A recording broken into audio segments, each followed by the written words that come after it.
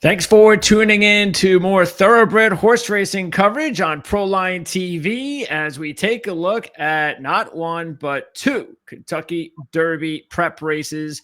And they're starting to get big, John. The Florida Derby and the Arkansas Derby on the same day.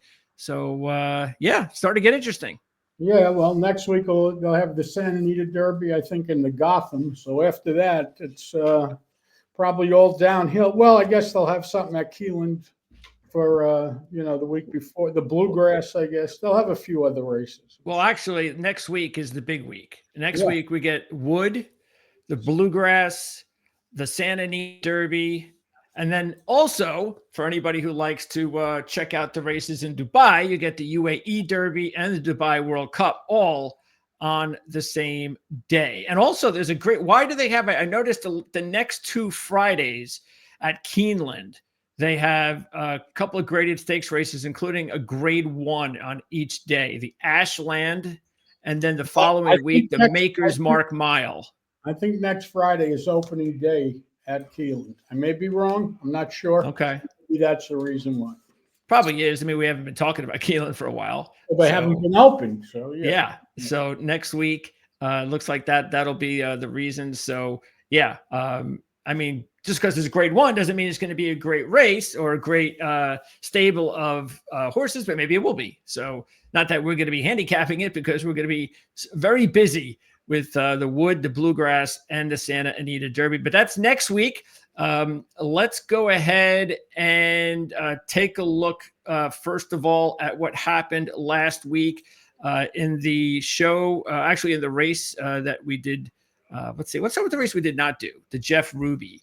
I know how much you like this race, John. It's a race that you usually can't wait to watch every year. And this was a race won by a 16-1 shot, a pale horse by the name of Final Gambit. Well, just to give you an idea of what kind of result it was a stake race, and Brad Cox had a $32 winner. Yeah, whatever it was. So I can't remember the last time Brad Cox had a $32 horse, much less won in a stake race. The race totally collapsed. It was a meltdown. It was a tapeta surface. I could guarantee you that even though I know watching, isn't it funny, John, when you're watching these horses here, it's like they're running in slow motion. Yeah, it's like kind of like a grass race, I guess. And here comes the pale horse on the outside. Yeah, there was no one left running. It was the last one standing is what it was. So I would put very little into that race. And again, I don't think any horse that ran last Saturday we're going to see win the Derby. No, probably not. But yeah, that was interesting. Look, we talked about it like a couple of weeks ago when Brad Cox won. I forget which race he won as a long shot. I forget which one it was. And I said the same thing then. I'm just going to keep saying it. Anytime you see a Brad Cox or one of these really big trainers with these 15 to 16-1 horse, and you got to throw a couple bucks on them just in case, because come on, how often do you get them at that price? And then they wind up winning, and then you bang yourself in the head going, how can I not put at least a few bucks on that horse? That's a great trainer. What am I doing with such great odds? Okay, so that was the 100-point race. That's the only race too on synthetic, right? The only Derby prep race on synthetic? Yes. Okay. All right. And they got 100 points for that too. Churchill owns Turfway Park. That's why they make it a 100-point race. If Churchill didn't own Turfway Park, they wouldn't probably have any points for that race. But okay. I know the feeling. I do NASCAR, so I know the feeling. Okay. I know how it works. And Poster was in that race and did nothing. I guess. He was also off an 8. He was also running on synthetic for the first time. So there were a lot of question marks surrounding Poster. Not that I would have had the winner. No, I would not have had the winner. Yeah, he's still barely in there. So he's going to get knocked out. He's in 18th right now, as you see there in the standings. Poster. So, all right. And then I'm going to read off, first of all, a comment or a pick in the comment section from last week. And this was made by, let me go get it set up here. John, I think it's John Egan, 1657. Cox got 2 in the 12th, the 1 in the 9. So let's go with the longer of the 2. Oh yeah, the 2-horse longer system. But he says Titanic, but I'm sure I know what he meant. Tistastic is the winner. Asmussen gave him out on the BYK radio show. Not sure what that is. Best bet, you heard it here first. And it's funny because honestly, and I'll do this for you guys because I am going to trust my viewers. Not that you guys are going to come through for me every time, but I saw that and I said, I put a couple of bucks on them, even though I had nothing to do with them in the race. So at least I almost got my money back for losing that race. But let's talk about this Louisiana Derby race, John. And what did you think about Tistastic's win? Well, it was another race that I think collapsed, to be honest with you. I mean, he was the only horse doing any running at the end. That was Steve Asmussen horse. So he's interested, obviously, in trying to find a Derby horse. He's yet to win a Derby with everything he's won in his career. And all the races he's won and everything else, he still has not won the Derby. So it was an important race to him. And now they have enough points. Unfortunately, I don't think the horse is good enough. Well, I guess the good thing is that at least from what Asmussen said, the horse wants to run. So the longer the distance, the better. What do you think a trainer's going to say? I don't know. I mean, then why are we talking to them at all? I mean, I don't know. It's like talking to a ball player after a game. I mean, what do you think they're going to tell you in the interview? But go ahead. Okay, so you think he's lying when he says the horse wants to go further in the distance? No. But I guarantee you, that they have standard responses a lot of times. That's all I'm saying. Well, that's why I'm saying I didn't think that one was. I think it was interesting. Yeah. To note that he believes that the horse is better the longer the distance. So we'll see. Because I think that's the last time we're going to see any of these horses, right? Well, I don't know. Until the Derby. Some of them may run back, like, if they're on the bubble. It depends what you're going to need to get in. I guess 50 or 60 points should get you in. Okay. So if you're sitting there with 30 or 40 and you need a shot to get, I think that Bluegrass, right, or whatever, is the last shot. Well, the Lexington would be the last shot. Yeah. The Bluegrass is next week. The Lexington is 20 points. Oh, that's it? Okay. Yeah, I think so. I'm not sure. Don't quote me. I don't need any nasty remarks. Well, if it's actually right here. Okay. So let's see. What is the Lexington? There we go. There it is. You just zoomed over it. No, I just want to see up here. It says for 100 points. Oh, 20 points right here. So I was right. 20 points. 20 points to win, and then all the way down the road. So I guess that makes it people that are just missing the cutoff. It's kind of a race for them. And then, of course, but well, remember that race is on April 12th, and the Derby is on May 3rd or 4th. Oh, right? Yeah, they're nobody's. I don't think anybody's ever won the Lexington and the Derby, right? I don't know. I don't think so. Maybe. So, I don't think so either. I mean, if they have, let us know.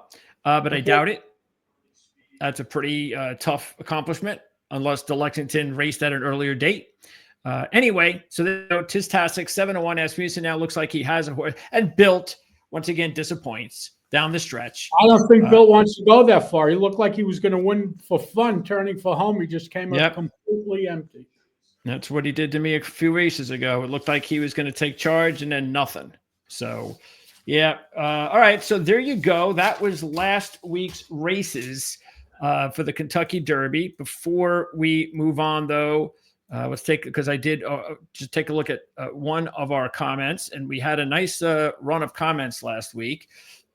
Trevor Kane, let me first of all, I got to do a lot of stuff here, so let me move this over here, get this everybody's face. Okay. Trevor Kane, 1622. Hey guys, I'm a regular viewer and subscriber, but first time commenter.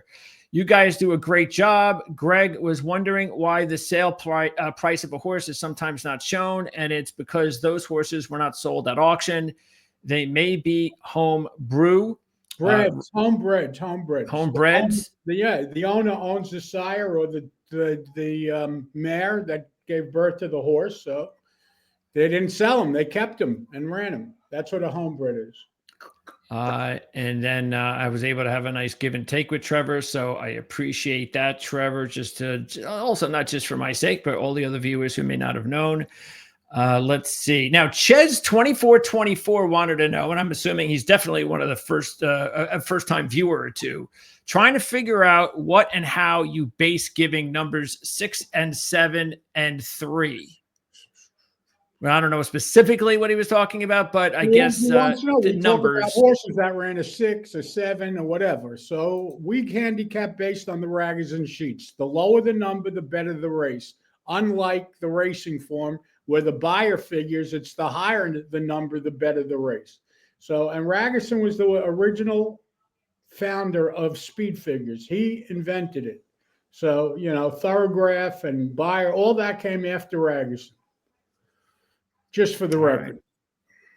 Mesh 5387. Now, we just talked about Poster. He said Poster is locked into the Kentucky Derby. So I don't think that's the case. He said he was a lock to win the Kentucky Derby, I believe. Or was he?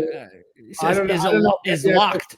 Locked. Locked isn't running in the Derby. Locked is too old. No. Poster is a locked in the Kentucky Derby. So I guess he thinks he's a lock in the Derby, but he has to get there first. So I don't think he's getting there. So anyway, how many points does he have, Poster? I just showed that. He has 31. So he's in big trouble. Yeah, he's 18th out of 20. Right. Yeah, and all the big races are coming up. Right. Everyone will be passing him this week. So go ahead. Okay, let's see. Also, unless the people in front of him get all the points, then he's not going to drop. True. But that's not a possibility. That's not going to happen. But go ahead. John Wise, W8R. Hi, John and Greg. Great show. I love the way you both run down the numbers. A no-nonsense approach. You both cut right to the chase. No pun intended. I have been listening for back-to-back low numbers on a horse and doing very well with that approach. Example, Owen Almighty. I made a killing. Suggest the live show for Thursday, April 3rd at 7 Eastern. Now, what he means by that is that when I was doing the bonus coverage last week, I talked about, hey, I think we should do a live show at some point. I have no idea when. So I opened it up to the viewers and said, hey, give me a time, give me a day, let me know when you want us to possibly do a live show. So John suggested April. We probably should have even talked about this anyway before the show. John and I will definitely touch base and discuss when we'll do a live show. But might be coming up actually in the 2 week period after the big probably even the week after the Lexington. It's a little slow for a week or two. So that time period might be a good time to probably just do a live show and have a little fun with it. Anyway, let's see. And that was, and he closed it out by saying the show would also be that much closer. Okay. Anyway, so regards from Brooklyn, New York. That's John Wise, W8R. Thanks a lot, John. He also said best of luck in the Kentucky Derby. And the winner will definitely be a Bob Baffert trained horse. I just can't decide which horse it will be at this time, but trust me, it will be Bob Baffert in the winner's circle. Revenge is sweet and paybacks are a bitch. As John says, stay safe and be well. Thanks again, Johnny Belmont. So that is Johnny Belmont. Lee Reed, who came back. This was the gentleman that I banned for a week. So interesting. Penalty box. He's out. Interesting. The first comment he makes basically after I brought him back in was him to hammer me again. He goes, Greg asks, how long is a mile and 3/16? In question marks, laughing my ass off. It's like, all right, Lee, I can take it. I have to tell you, I got personal texts about it. So. I can take it. They said, why didn't I stick in? I said, I just left him out there on the island by himself. It is what it is. I guess you were absent from class that day in school when they were teaching. I didn't phrase the question correctly. That's what it was. That's okay. Tim Nesbitt 4465. Oh, I guess he's just trying to explain. A mile and 3/16 is a mile and an eighth plus 1/16 or 9.5 furlongs. This was a math teacher we had that joined us. Thank you. Okay, thanks, Tim. And finally, Bill Winkleman, 1687. I love this show. You guys do a great job. I've been watching you guys since Prime Sports. when I was at Saratoga maybe 10 years ago. It is kind of funny, John, when I think about it, that you and I have been doing this for about 15 years. I can't even believe that. The guys from the Sheets would have a seminar going. This is what I gave those seminars every day at Saratoga. So. There you go. So going through the races at Saratoga, I remember on Saturday they had 3 winners. So on Sunday, it was the same guy, had 2 more nice exactas. My uncle owned a handful of horses. I tuned him into the Sheets. I guess he mentioned this to the trainer. Can't remember the name. I do remember he trained a horse, Trap Shot. He's now an agent. My uncle came back to me saying all the trainers were loyal fans of the Sheets. Kieran McLaughlin got a text while I'm typing this post. I guess that was the trainer that he was mentioning before. Right. But anyway, so Bill Winkleman has been a long time viewer. So we appreciate it, Bill. No doubt about it. All right, so let's get started here with racing this week. We've got the Florida Derby. We have the Arkansas Derby. I'll be doing the American Pharaoh. By the way, this is not the same Grade 1 race from October in the Santa Anita. I have no idea why you're allowed to have the same name race at 2 different racetracks, but okay. But that's coming up a little bit later on at Oaklawn Park. But let's get right to it and start with chronological time order for Saturday, which is the Florida Derby. And this is a 1 1/8 race, of course, not a 1 3/16. But this is going to be at about 6:42. These are late starts on Saturday. No, 14 races. That's the problem. Well, kind of, a lot Eastern of time. That's almost 2 full cards. Yeah. So 14 races. You got a lot to choose from. Oaklawn and at Gulfstream have 14 races each. So that's a big day of everybody handicapping and wagering and hopefully making money. So don't forget the link in the description of this video. You can take a look at John's packages and get all his picks for all these big races. So we've got a morning line favorite by the name of Sovereignty. That's the 8-5 shot, the 10 horse. And the other 2 that are right behind him pretty much are the 8 Madacat Road at 7-2 and the 4 Disruptor at 4-1. Okay. So let me before we discuss these races, people should realize one thing: when you're handicapping this specific race on Saturday, both of them, you have to do more than just handicap races, because usually when you handicap a race, you look for the best horse in the race, and that's the horse you want to bet on that given day. However, that's not necessarily the case when you have points involved. Take a horse like Sovereignty, who already has enough points to get in the Derby. What would be the point of the trainer emptying out the tank and squeezing all the juice now? He's in the Derby. Why do you got to kill him? That's they're right. going to give this horse an easier. If he wins, he's going to win on his own. He may be good enough to win on his own. But I'm just saying, when you're handicapping, you should include that factor. And that's great point. That's an important point. People don't think of it. They don't realize it. They don't remember it.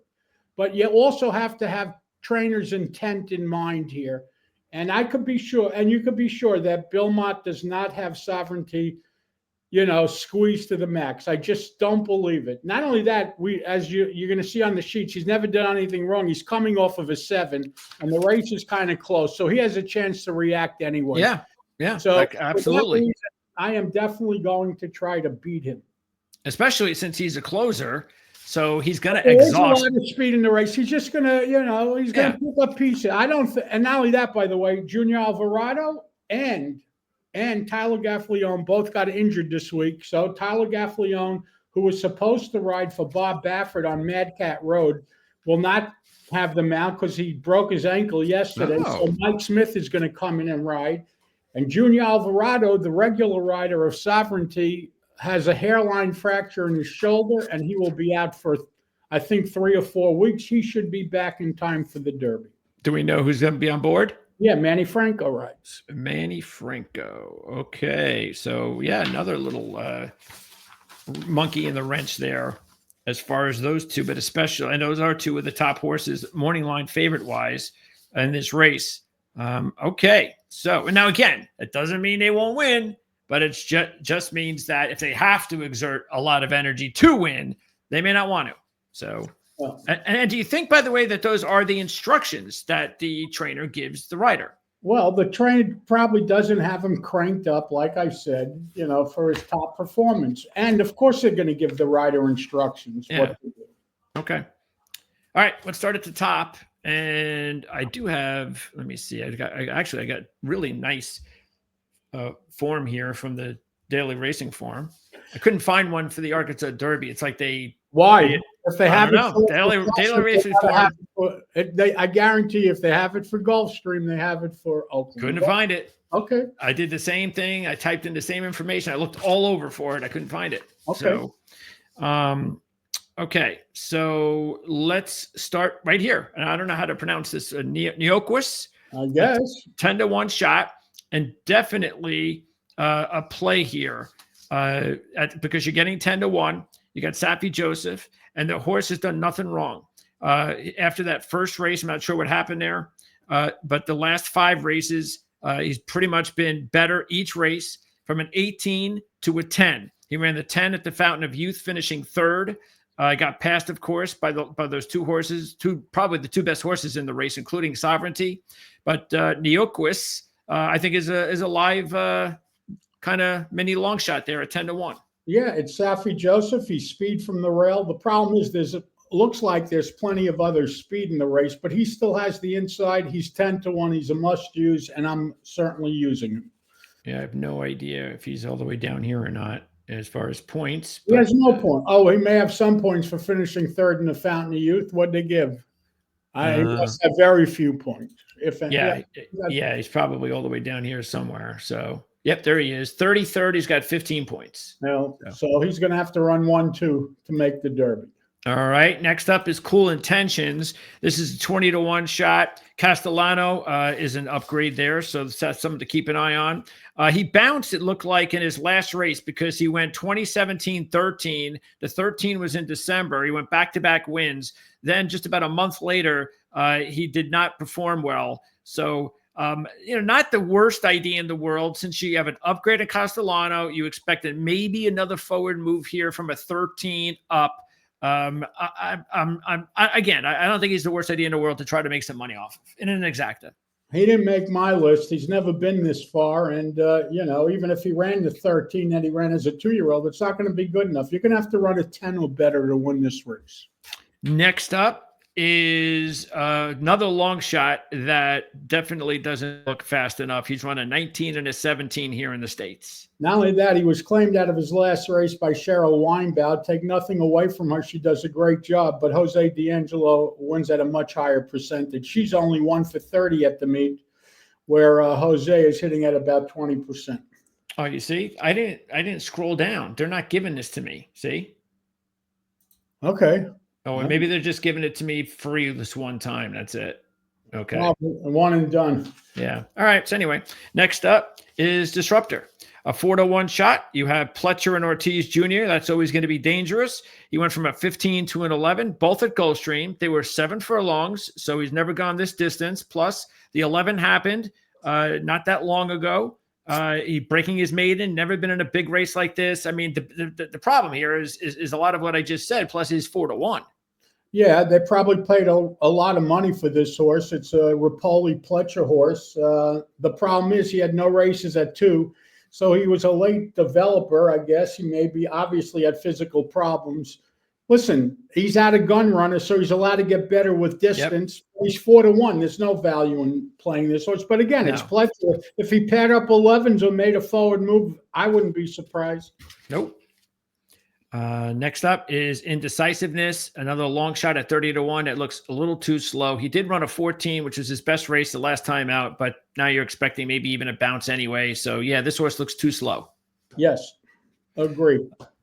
All right. Now we go to Jimmy's Dailies, and that's a 12-1 shot. Rosario on board for the first time. Ortiz had him the first 4 races.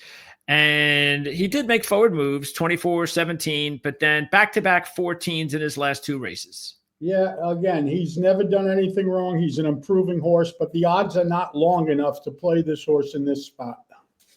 Enter the Dragon is another 30-1 long shot. Now, this is a horse to take on turf because if you look at his 8 races on turf, he keeps getting better each race, including his last 3, which were 15, 14, 13. but he's only been on a fast dirt track once. That was the 20 at Gulfstream last September. So you kind of read the sheet right, but you didn't finish it. He looks like a turf horse. However, his one dirt race was in line with his other races. At that point in his career, he ran an 18 on synthetic, he ran a 24 on turf, and then he ran the 20 on dirt. So if that was a turf race, chances are it probably would have been a 20 also. I'm not saying I like this horse, but I could see someone making a case to use him in the bottom of your tries and supers because he will be every bit of 50 to 1.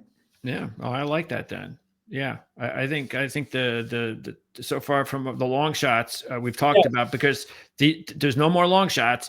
I think the 2 and the 7 are not bad long shot plays. So, well, all right. To me, the 7's a lot better than the 2, just on a personal note. But go ahead. Okay. Next up is the 8 Mattakit Road. And Mattakit Road is, of course, a Bob Baffert trained horse. As you mentioned, Mike Smith now on board. He's raced 4 times. He has the 1 win. And then the other 3 races were all graded stakes races. So he's yet to win a graded stakes race. His last race, he lost that stretch duel to Cole Battle, which we'll talk about in our next race. The numbers are fine. 14-11 last year, 15-12 this year. He's racing for the 3rd time for the first time in a year. So maybe we would expect him to keep going in a forward motion. What do you think about Mattakit Road at 7-2? At 7-2, I don't want this horse. First of all, I don't like the 12 that he ran last time out, even though it was a forward move. But in career start number 2, he ran the 11. He should have run better than the 12 last time out, but he didn't. So at 7-2, in my opinion, he's a play against. No value in using that horse at 7-2. Okay, next up is Tappan Street, the 9 horse at 5-1. Cox trained, Saez on board. 2 races, both at Gulfstream Park, a 12 and a 10. He got passed late by Burnham Square in the Holy Bull. Actually, it looked like he was going to win that race, but Burnham Square, give him credit. Unfortunately, Burnham Square did not pick up where he left off in his last race. I know that because I picked him. Anyway, so Cox has got this Tappan Street horse looking pretty good after 2 races. Yeah, I mean, you said he slowed down. What'd you say? Why? What happened? It looked like he was actually going to win, but he was passed late. But it was also career start number 2. Yeah. It was also his first time around 2 turns. I love this horse Saturday. Yeah. Listen, Cox was high on this horse all along. All along, he's been high on this horse. And obviously, he was also a late developer. He didn't start running till the end of last year, December 28th. But now he gave him time off. This horse is going to run an 8 or better. You can write it in. He's going to get I think this horse is going to be very tough in here. I like this horse a lot in this. I don't like the post. He's got to overcome the 9 post, but it's Luis Saez. It's 3rd career start, 2nd time around 2 turns. I like this horse an awful lot in this spot. Okay, so you've said like twice and love once. So what's it going to be? Love a little. Well, okay, all right. Because I know the last time you went crazy and said loved, the horse won, and I remember you saying, I love this horse, but you didn't say any like then. So this one is not like that horse, but I'm more towards love than like. Let's put it that. Sounds good. Well, I 100% agree with you. So there you go, Tappan Street. And then Sovereignty is the one we talked about at the Open as the favorite, coming off a 7, a 4-point new top without anything to really race for. So, but he's also never done anything wrong. Listen, There are pros and cons, but I'm just thinking at it from a logical point of view, and I'm thinking at it as if I own this horse. I would never have this horse empty out Saturday. Not with the Derby 6 weeks away. No point to do it. All right. So what you going to do with the 9? I'm putting the 9 on top of the 1, Nia Quest, the 4, Disruptor. I'm going to throw a little 7 in, and obviously the 10. 9 over 1, 4, 7, 10, but mainly, I like the 1 for second. I really think the 1's going to, I like the 9. I like the 9 a lot. 9 with 1, 4, small 7, and then the 10. Okay, and I'm going to go ahead and do the 9 as well with the 1 as well. I'm going to throw in the long shots, the 2, and the 7. Yep. And then I'm going to be like, and then I'm also going to be like, actually, I'm going to put the 8 in there. I know you didn't do the 8. You did the 10. I'll do the 8. And then, so there you go. John's got the 9 over 14710. I have the 9 over the 1278. Oh, by the way, you can make it easier. If the 9 is really 5-1, forget exactas. Just bet the horse to win and maybe pick 1 or 2 of the real long, the big exacta prices. Yeah. 9-10 ain't paying anything, to tell you the truth. I only threw it in so you get your money back. But just from a gambling point of view. That's it. Okay, so there you go. That's the Florida Derby. As by the way, there you go. There's Sovereignty, in case you needed to see that.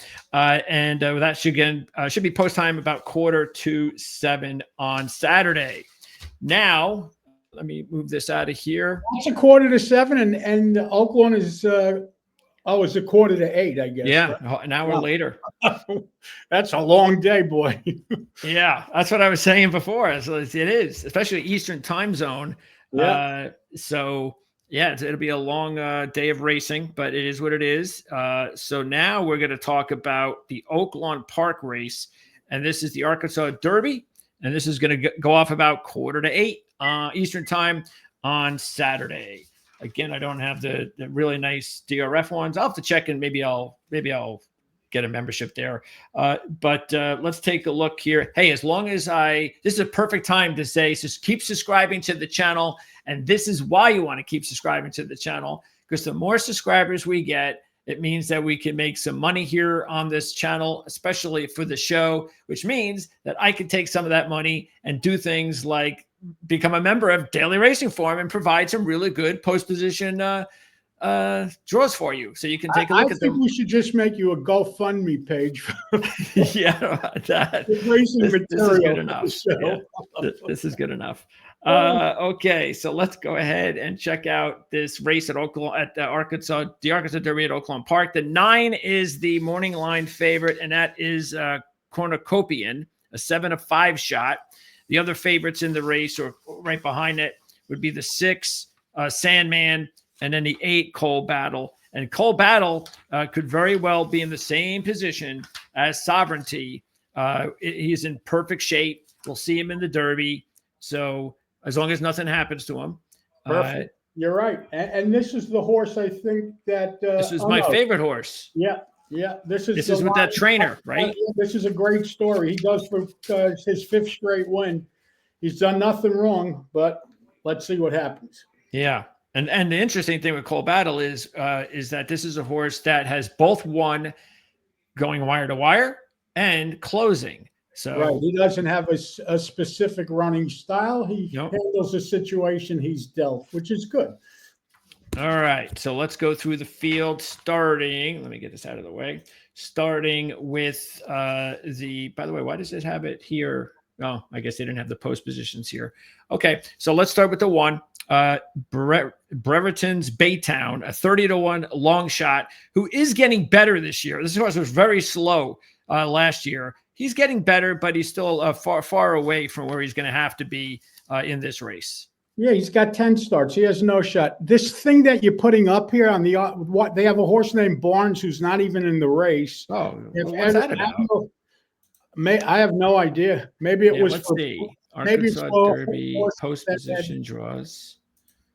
See, I mean, I can't find any. Okay, so you're not going to have it. Post positions. Let's see. Facebook. I've never seen this before. Facebook. What does this one look like? There it is. Just leave that. That's perfect. Okay. There you go. It really is. It has all the right post positions and everything. All right, that'll work. All right. So number 2 is First Division, another long shot at 20-1. This horse is definitely faster than the 1. He's run a 15, a 16, and a 13, all at Oaklawn Park. Yeah, and he's slowly getting better. He's 20-1. The trainer does fine. He won last year with Mystic Dan. He won the Derby. I don't know. He looks like 5 other horses in the race to me, but at least he's 20-1. So if you wanted to use him, I could see it. Okay. The 3 is Publisher.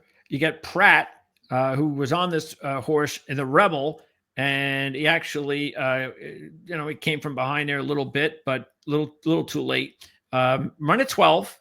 And that was interesting enough, even though it was just a 2-point new top, the best race he ran before that was his very first race when he ran a 14. So it was his best race in quite a long time. So I'm not sure what you expect to see after him. The only thing I'm surprised about is he's 6-1. Well, he's 6-1 because Pratt's riding him and Asmussen trains him. The problem is he's a maiden running against winners. But if they convince Pratt to come ride in a major stake race, he could have ridden any horse in the country on Saturday, and he opts for this horse. This horse is alive. He's going to run better. He improved last time out when Pratt got on him for the first time. Not only that, he's putting blinkers on. It wouldn't surprise me if Pratt told Asmussen, I think we should try blinkers. They're trying blinkers for the first time. I'm giving this horse a little bit of a chance. Listen, he's an underlay because it's Pratt and Asmussen.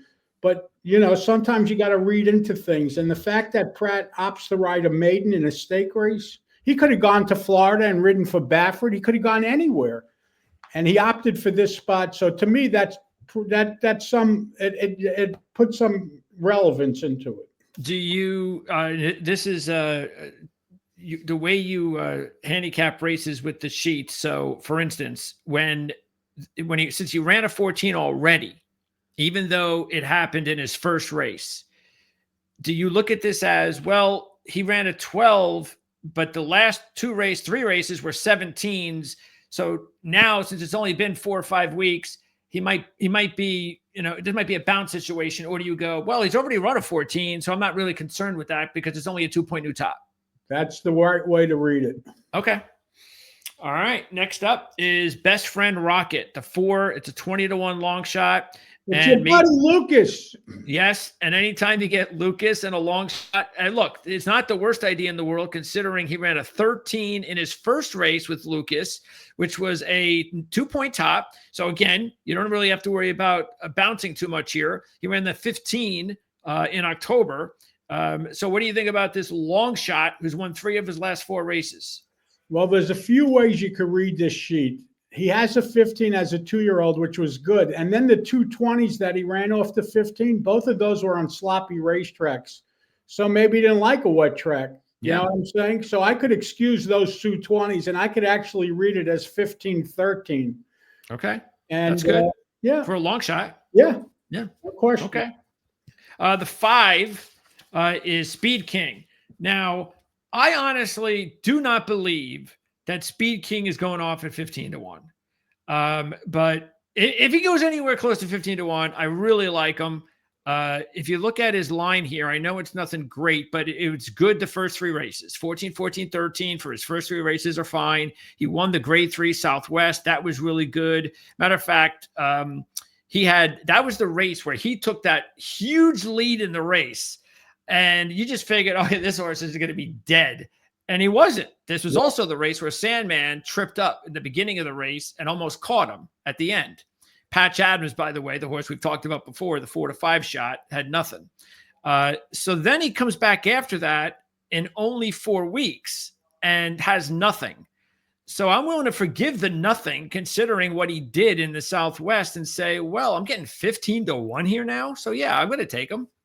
It's a good read. The way you're reading it is good. It's fine. Not only that, but his last race, he was breaking from the 10 post. Not an easy thing to do at Oaklawn going 2 turns. He's fine. He could run the 13 or better. I don't believe he's going to be 15-1 either. The guy that makes the morning line at Oaklawn, with all due respect, there are better line makers in the country than that guy because a lot of times, he puts up bad morning lines, and I think this is one of them. All right. Now here's Sandman. Now you're getting 3-1 on Sandman. That's the funny thing. A couple races ago, Speed King beat Sandman, and take a look at the difference in odds. So Sandman, everybody was after Sandman in the Rebel because of what happened to him in the Southwest. And then we looked at that, both of us, and said, well, now why would we take him now? It's just not worth it. It's not a bargain now. Everybody's after the same thing. And sure enough, he didn't really do much. He had the same 11 as he did in the Southwest. And Cole Battle, by the way, was the victor in that one. He's 0-4 in graded stakes races. What do you think about Sandman? Well, he's my top selection. I love the line on this horse. I mean, he really has never gone backwards. Nope. He had a 13 just career Yeah. Start number 2. Then he got back to the 13 at the end of last year. And then this year, 11, 11. Well, guess what? A 10 or better is coming. He needs the points, I guess. How many points does he have? Sandman. Let's check him out. Let's see. Where is Sandman? He's right on the number. 20. 29 points. So that's not good. He has to get points. So that's not only that. I love the rider switch. It's first time Jose Ortiz. I think this horse is going to be very tough in here, and this is my top selection. Yeah, it's like one of those things where last race wasn't the race to take him. Maybe this race is. Exactly. So we'll see what the odds are. Right now, again, to 3-1. I think you might actually get a little bit better than 3-1, but we'll see. I don't think so. Not with Ortiz climbing aboard, but I'm just saying because of the fact that I think you're going to I think more money is going to come on Speed King, so his odds will come down. So, you know, they also have Cole Battle to play, and they also have Baffert and Cornucopian to play. Yeah. So that's why I'm thinking maybe you do get better than 3-1. Not a lot, but I'm just saying. All right. 7 is Monet's Magic, who's 20-1 and is way too slow. Correct. All right. Now here come the 2 of the top horses here, Cole Battle. So the big deal with Cole Battle, look, I'm not going to not take him because I've been taking him the last 3 races. He's been brilliant for me. I love the horse. I love the story. But we just talked about what could happen strategy wise. So that's definitely going to be something to keep in mind. He ran a 10 his last time. That was his best race. It was just a 2-point new top. In his last 4 races, he's got 12, 13, 14, 10. He's won 4 straight. He's won 2 of them at Oaklawn. He's 5 for 5 on dirt. How many points does he have? Oh, he's like top 5. Oh, okay. So, yeah, he's in the clear. So there you go again. This is another case of not emptying the tank, you know, with 6 weeks out. Yep. Okay. And then the last horse is the favorite, Cornucopian. And you got a Baffert trained horse, Velasquez on top. 1 race. He runs a 9. Can't get much better than that. In your first ever race, this was at Oaklawn Park. It was a 6-furlong race. Now he's got to go to 1 mile and an 1/8. That's a big jump. Plus, you're not getting any value here. No, at 7 to 5, you know, he ran once and he ran terrific. Take nothing away from him, you know, and he ran back on February 23rd. So he's got 5 weeks or whatever it is coming in. And he has the race over the track, which is important. Those are the good things. The bad thing is he's drawn outside at 1 mile and an 1/8, 9 posts, not easy to do at Oaklawn. And there's other speed inside of him. So he's going to go. And, you know, that's why I like Sandman. I think the race is going to set up for Sandman. I think Speed King is going to go. Cornucopian's going to go. You know, even Best Friends Rocket could go. There's going to be other speed inside. And he would have to run the 9 or better to win. Can he do it? Of course. It's Baffert and anything goes. But, you know, I just like Sandman here. I think Sandman's going to be really tough, and that's my top selection. Okay, so your top selection is going to be the 6 Sandman. What's the rest? The rest is the problem. The 3 I'm going to use, the 3 is a publisher I'm going to use underneath. I'm going to use Cole Battle, and I guess I'll throw in Cornucopian just out of respect to Baffert. But I think the 6 is going to win. Okay, and I'm sticking with Cole Battle at 8, and then I'm going to throw in a long shot. I'll throw in the 4, and then the other 2 will be Speed King, who right now is a long shot, and then I'll put in the Sandman. So you're going to go 6 over 3, 8, 9. I'm going to go 8 over 4, 5, 6, and then John, next week it goes really bananas. It's the biggest Kentucky Derby prep day of them all. And should be a lot of fun next week. Why is next week bigger than this week? Just out of curiosity. 3. Oh, you have 3. Okay, you're right. Then you're right. 3. And you also have, you know, a lot of people like watching those races over at the World Cup in Dubai. Yeah, listen, Aqueduct has a terrific card. They have a bunch of stake races.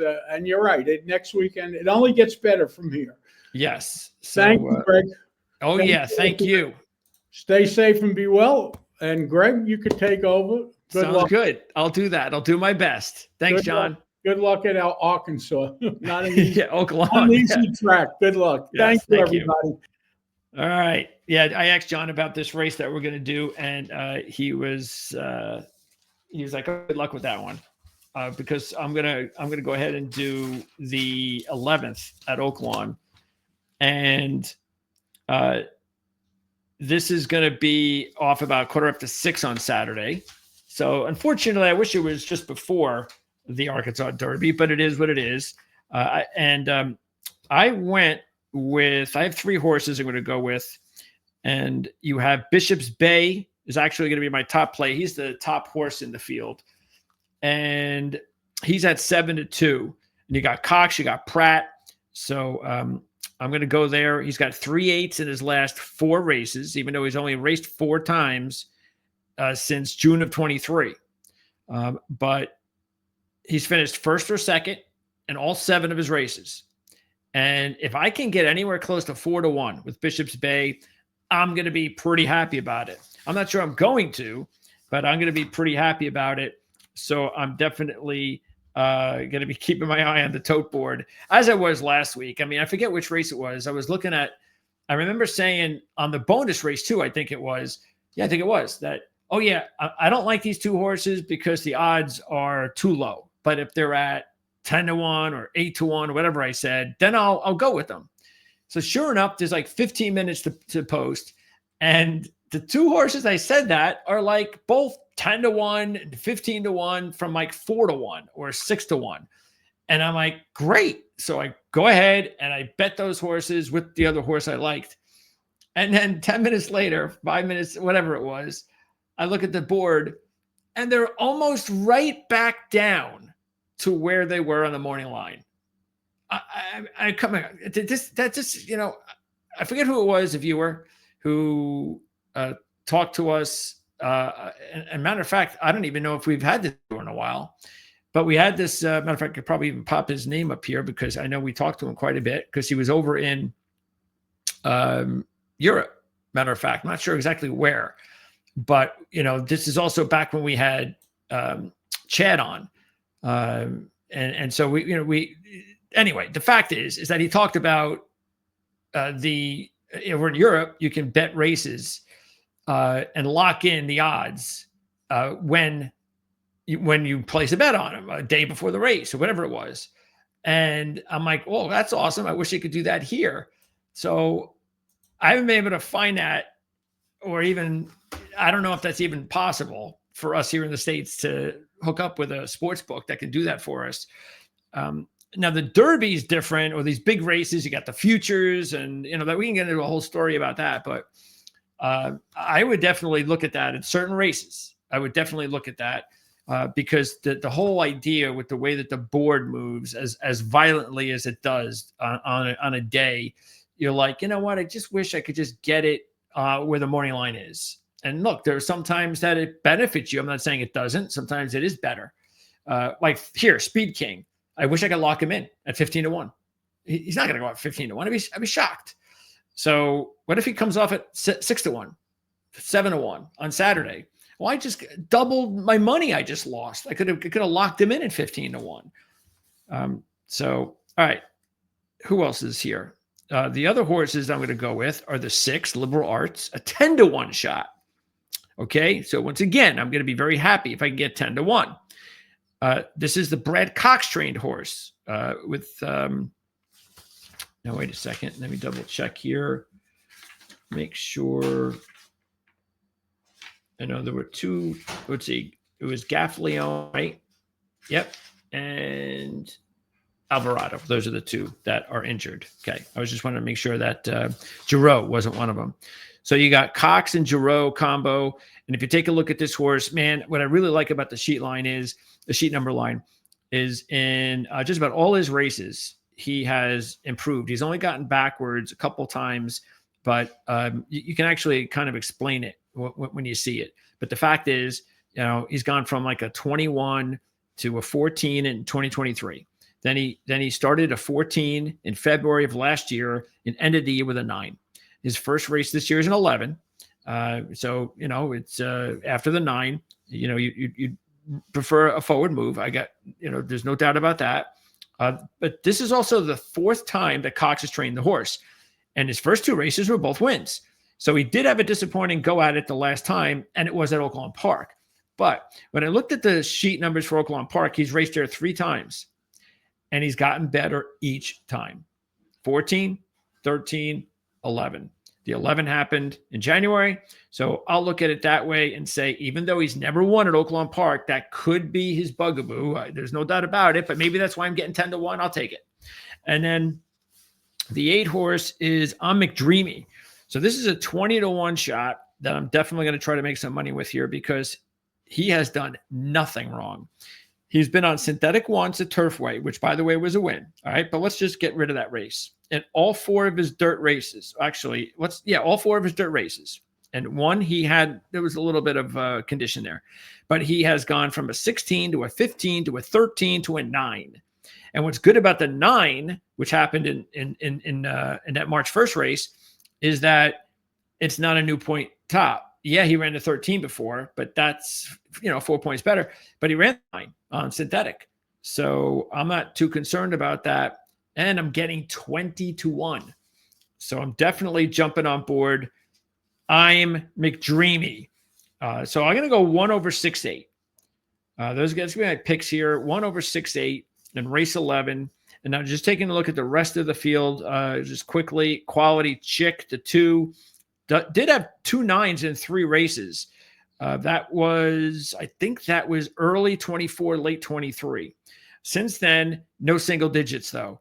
But in his last 4 races have been his best 4 races over his career. Since that time, he's got 12s, 11s, 13s, and he's 10-1. He's got a good rider on board. Bejarano's having a good meet.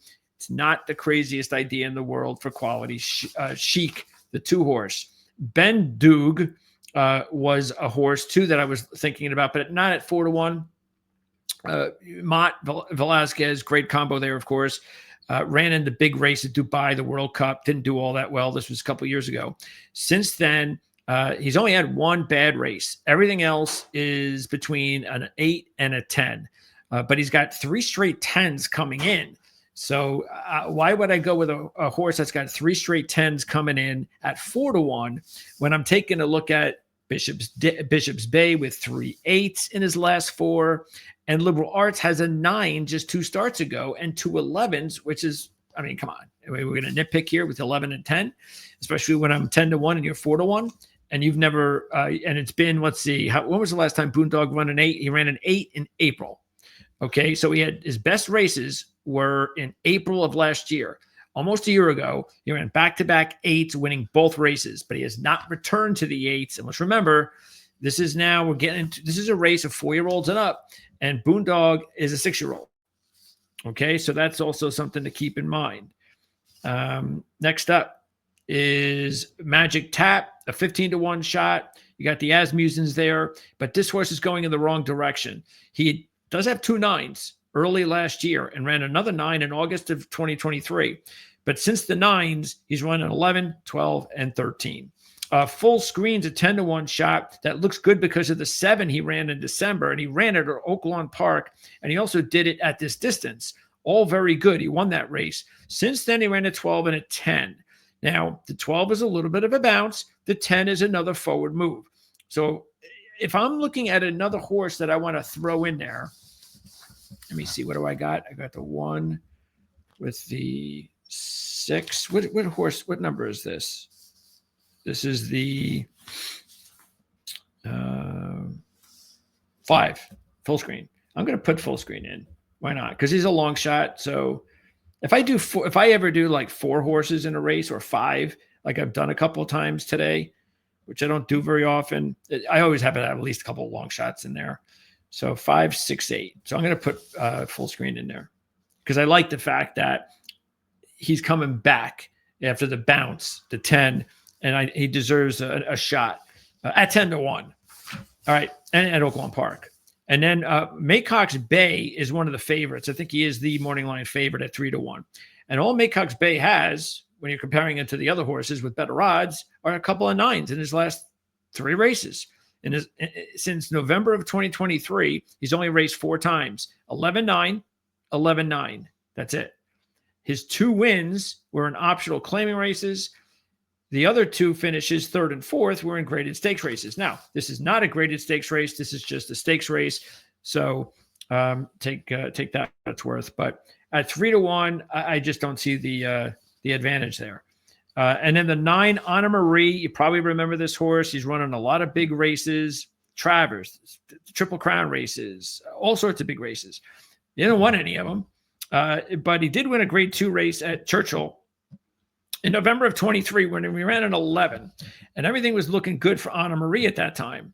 But then he gets into the Risen Star, runs a 17, comes back through the Louisiana Derby, trying to get into the Derby, I guess, and does well, finishing second, gets the points, gets a 10, makes the big jump back up to the right area where he kind of was just last year. But then since then, all he's doing is 15, 10, and 20. And when you see it over his career, really all you got to do is just look at last year, because he hasn't raced since August. He's been up and down in each. So he went 17 bad, 10 good, 15 bad, 10 good, 20 bad. Is he going to be good? Problem is that the 20, which was his worst ever race, that was the 8th place finish at the Travers. And really, if you look at his last 3 races, the Derby, the Belmont, and the Travers, that is just bad.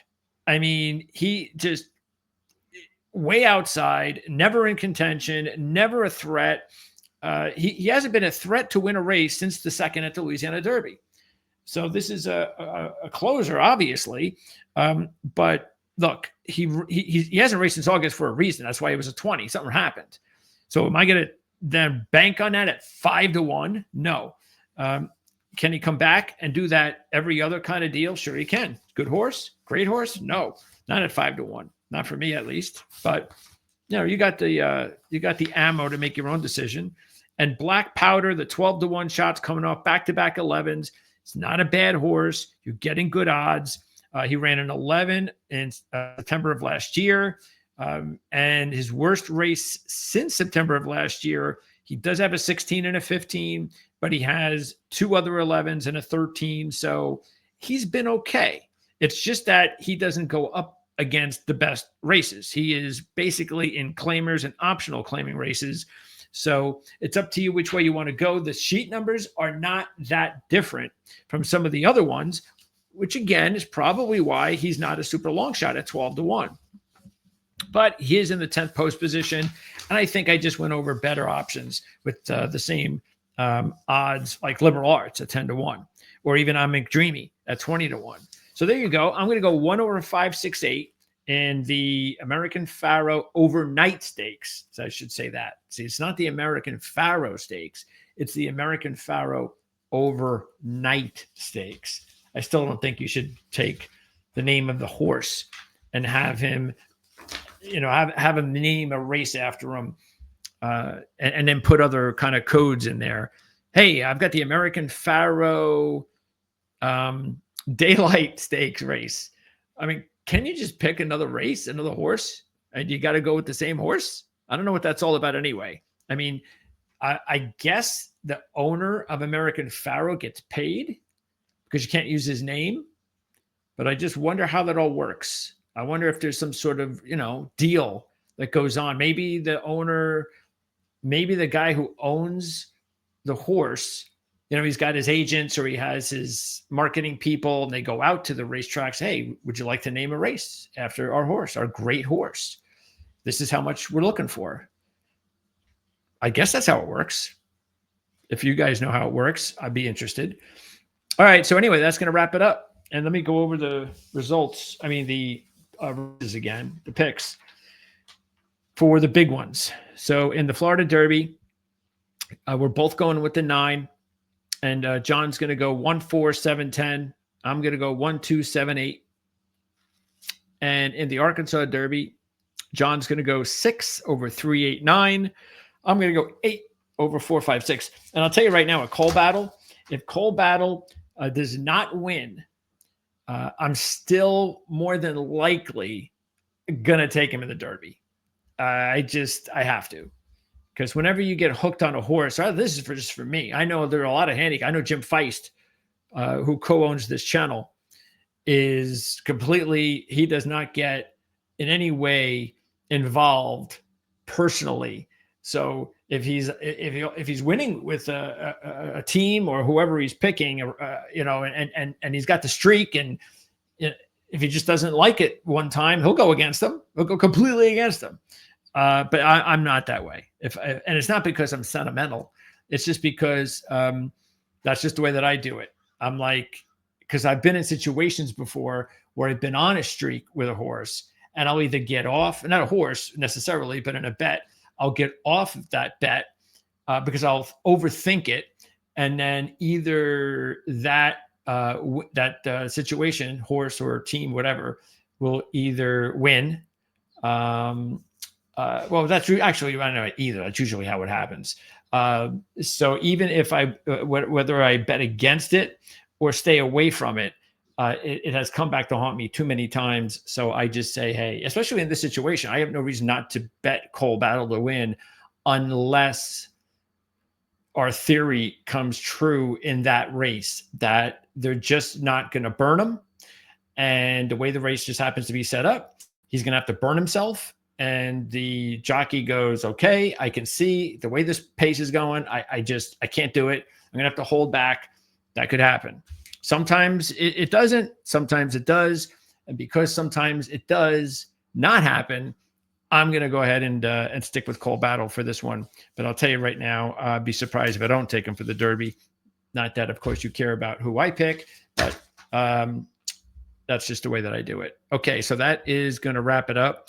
As far as the channel, it is Thursday, so we have no more regular programming right now on this channel for today. But we do have some more programming you can check out. I think we have a college basketball segment that's coming up later. We also have tomorrow on Friday, we have some other, let me see what we have actually before we wrap up. Do I have it here? Yeah, here it is. Got my little lineup. Tomorrow, we're going to probably put a few other recordings up from other shows that we've done. Saturday, then we'll have our NASCAR qualifying report. That actually does pretty well for Martinsville this week. We'll also have Jim and I will do our Elite Eight college basketball preview and picks. So that'll be probably late morning Eastern time on Saturday. And I think that's it. And then a few other shorts. I know the guys are already putting out videos for baseball. Jim already put out a video for the AL Central prediction on who we think is going to win the AL Central. And I think they're 2-1 Minnesota to win the AL Central. So yeah, we'll have a lot of those videos, especially for baseball. We're going to have a lot of baseball videos popping out here in the next week with the season getting underway. So if you're into baseball, check that out. And as we said before, definitely subscribe to the channel. And also very important, and I'll get into this even more so in the next week or two, but check out now that we're in the partner program with YouTube now, we're, in other words, advertising and we can make money off of it if we get enough traffic. So that's what I was saying before. So if you hit there's a thanks icon, it's got the $sign in it. It says thanks. You see the thanks icon on the bottom of the screen. And if you hit that, it'll open up and you could actually donate to the channel. It's almost like you're sponsoring our channel and you're saying, I'll throw them a couple bucks. I appreciate what they do. It's just like John was saying with the daily racing form, the whole thing, we were going back and forth on that. So that kind of stuff. I mean, because truly that's exactly what I would do. If I know I'm getting extra money from somewhere, all right, well, I'll put it back into my business. That's what I always do. That's why at this point I don't have any money. So because I'm constantly putting it back in. So that's definitely, anyway, something that you can also do if you want to support the channel. But if all you want to do to support the channel is subscribe, the like button, we love the comments, the remarks, the discussions, all that stuff is great. Keep that up. You can also share the videos with your friends, your colleagues, or just anybody that you have on social media, because obviously that helps to bring in more traffic for us. And it may be the people that you bring in will be people who actually will wind up maybe hitting the thanks icon and supporting the channel financially. So yeah, check that out. We'll talk more about that earlier in the show, because by now might have lost a lot of people already, but that's something that we'll just get into as we get, especially in a couple of weeks, because once we get through next week is going to be mad, just back to back horse racing on those races. And we'll have a lot more time to discuss all this kind of stuff in a few weeks. And that's also when we'll do a live show. because when we do the live show, what I want to do is do the live show and set it up the week before so we can let everybody know that week before exactly when we're going to do it. So if you want to tune in live, you can do that. And if anybody else out there has any suggestions, I don't necessarily need a day and a time. All you have to do is say, hey, are you more than likely capable? Hey, if you do the live show in the evening, I'll have a much better chance to watch it live, or if you do it in the afternoon. So that kind of thing. So if you have a suggestion on when you'd want us to do it, early, late, all that stuff we'll take into account. But either way, even if we do a live show and you miss it, you'll still be able to watch it on demand, just like you watch all of these shows on demand on a weekly basis. So for Jon Hardoon, I'm Greg DePalma. Thanks for tuning in here to our Thoroughbred horse racing coverage, and we'll see you again next week.